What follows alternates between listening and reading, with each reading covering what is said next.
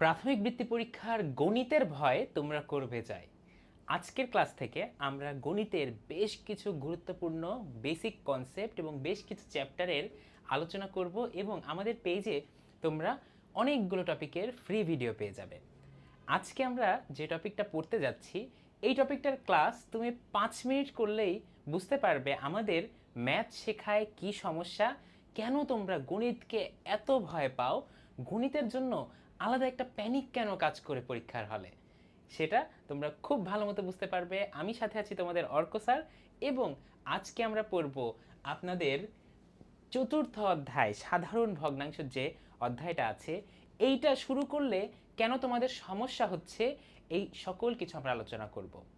আর সাথে থাকবে আরও কিছু আলোচনা আমাদের বেসিক মিশ্র ভগ্নাংশ, অপ্রকৃত ভগ্নাংশ, রূপান্তর, তারপরে সমতুল ভগ্নাংশ, এগুলো আমরা আজকে আলোচনা করব। কিন্তু এত কিছু শেখার আগে তোমাদের কিন্তু জানতে হবে ভগ্নাংশ জিনিসটা কি। তোমরা ক্লাস 4-এ অনেক কিছু শিখে এসেছো এবং এখানে দেখো বলা আছে যে চতুর্থ শ্রেণীতে আমরা প্রকৃত, অপ্রকৃত এবং মিশ্র ভগ্নাংশ সম্পর্কে জেনেছি এবং তোমরা এটা জানো বা শিখে গেছো, এই হিসেবেই এই চ্যাপ্টারটা শুরু করা হয়েছে। কিন্তু আমি তোমাদেরকে সেভাবে শেখাবো না, আমি তোমাদেরকে একদম ডিটেইল থেকে আমার মতো করে শেখাবো। ক্লাসটা কিছুক্ষণ করো, তোমরা নিশ্চয়ই বুঝতে পারবে। প্রথম কথা, ভগ্নাংশ জিনিসটা কি। ঠিক আছে, ভগ্নাংশ এই কথাটা যদি ভাঙো তাহলে হয় ভাগের অংশ, তাই তো। এখন একটা ভাগ, ভাগ বলতে বোঝায় একটা পুরা কিছু। আমরা একটা জিনিস ধরবো, দেখেন একটা স্কেল, হ্যাঁ একটা স্কেল যেটার 3, 5, 1, 2, 3, 4, 5টা ভাগ আছে। টোটাল কি এটা সম্পূর্ণ যখন থাকে তখন ওইটা কি এক অংশ, ঠিক আছে। এটাকে আমরা এক ভাগ হিসেবে কাউন্ট করলাম। এখন এক ভাগ মানে কি সম্পূর্ণ, এটা মনে রাখতে হবে, ঠিক আছে। এক ভাগ মানে হলো আপনার সম্পূর্ণ অংশ।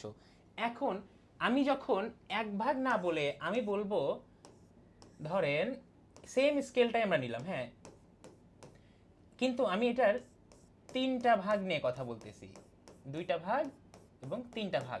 এইটাকে আমরা কিভাবে বলবো? এইটাকে আমরা বলবো 3/5 অংশ, ঠিক আছে। দেখেন একটু খেয়াল করেন, টোটাল অংশ আছে কয়টা? 5টা। এই 5টার মধ্যে 3টা অংশকে আমরা রিপ্রেজেন্ট করছি বা বলার চেষ্টা করছি, সো এখানে হবে 3/5 বা 3/5 আমরা বলি, যেটা 5 ভাগের 3 ভাগ। ওকে, এখন চিন্তা করেন এক অংশ, এখানে কেন এক বলা হলো একটু চিন্তা করতে হবে। কারণ এইটা সবগুলো, ঠিক আছে, এটা 5/5 মানে 5 ভাগের 5 ভাগকেই বলতেছি। এটা যদি আপনি একটু কাটাকাটি করেন, দেখেন তো কি হয়, 5 দিয়ে কাটলে 1, উপরে 1, নিচে 1 ইকুয়াল টু 1, এই যে আপনার 1, ঠিক আছে। এই জন্য আমরা 1কে বলি সম্পূর্ণ অংশ। এটা গেল ভগ্নাংশ, বেসিক ভগ্নাংশ, ঠিক আছে। একটা প্রকৃত ভগ্নাংশের নিয়ম হলো নিচের যে হর, নিচেরটা হর, উপরেরটা লব।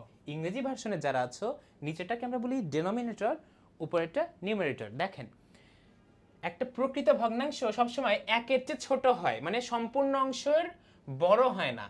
এটা কি, এই যে 3 ভাগ, হ্যাঁ, এটা কিন্তু পুরা অংশের কম, তাই না, লেস দেন। সো এইটাই প্রকৃত ভগ্নাংশের আপনার নমুনা বা এক্সাম্পল। আমরা যদি এখন তাহলে বলি অপ্রকৃত ভগ্নাংশটা কি, ধরেন আমি এরকম আরো এরকম আমাদের একটা স্কেল আছে, এখানে একটা স্কেল, এখানে একটা স্কেল এবং এই জায়গাটা থাকবে হাফ স্কেল, ঠিক আছে। এই জায়গায় 1টা 2টা এবং অর্ধেক, বাকিটা আমরা একটু মুছে দিব। দেখেন এখানে একটা স্কেল আছে, এখানে একটা স্কেল আছে, এখানে হাফ আছে, হ্যাঁ। তাহলে একটু চিন্তা করতে হবে, আমরা কিন্তু এখন মিশ্র ভগ্নাংশের আলোচনায় চলে এসেছি। এভাবে কিন্তু কোথাও শেখানো হয় না, কিন্তু আমরা আজকে শিখব। আমরা ম্যাথ অলিম্পিয়াডের বেসিকের কনসেপ্টে কারিকুলামের ম্যাথগুলো শিখব। এখানে দেখেন দুইটা কিন্তু গোটা স্কেল আছে, ঠিক আছে, 1 নাম্বার 2 নাম্বার।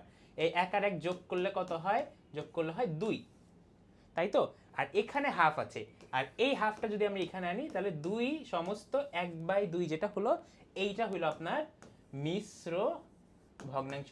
মনে রাখবেন মিশ্র ভগ্নাংশ সবসময় একের চেয়ে মানে কি, এক মানে পুরাটা, একের চেয়ে বেশি। এখানে কয়টা স্কেল আছে? আড়াইটা স্কেল আছে, তাই না? দেখেন আমি কিন্তু এখানে আড়াই লিখেছি, মানে 2 এবং হাফ, 2 প্লাস হাফ, এখানে আড়াই যুক্ত আছে আপনার।